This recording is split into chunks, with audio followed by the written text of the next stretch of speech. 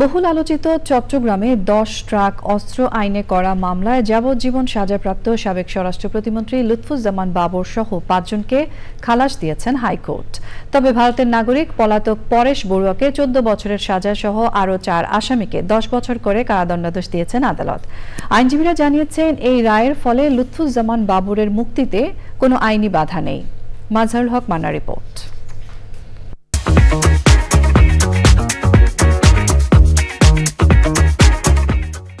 2004 সালের 1 April COFL ঘাট থেকে আটক করা হয় 10 ট্রাক ভর্তি অস্ত্রের চালান।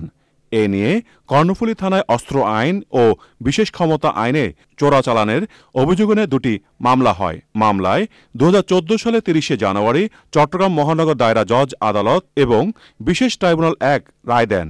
এর মধ্যে অস্ত্র চোরাচালান মামলার রায়ে ফাঁসি কার্যকর হওয়া সাবেক শিল্পমন্ত্রী ও জামায়াতে ইসলামের আমির মতিউর রহমান নিজামী, সাবেক স্বরাষ্ট্র প্রতিমন্ত্রী লুৎফুজ্জামান বাবর, ভারতের বিচ্ছিন্নতাবাদী সংগঠন উলফার সামরিক কমান্ডার পরেশ বড়ুয়া এবং 2টি গোয়েন্দা সংস্থার ঊর্ধ্বতন কর্মকর্তা সহ 14 জনকে মৃত্যুদণ্ডাদেশ দেওয়া হয়। হাইকোর্ট চোরাচালানের অভিযোগে করা মামলায় বাবর সহ কয়েকজনকে খালাস দেন। পরে অস্ত্র আইনে করা অন্য মামলায় আপিল শুনানি শেষে রায় দেন বিচারপতি মোস্তফা জামান ইসলাম ও বিচারপতি নাসরিন আক্তারের বেঞ্চ।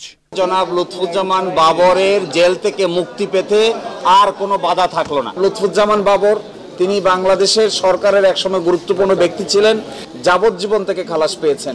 এখন আর জেল থেকে মুক্তি পেতে তার কোনো বাধা থাকবে না। এই 5 জন যাদের সাজা হয়েছে তার মধ্যে পরেশ বড়ুয়ার সাজা হয়েছে 14 বছর।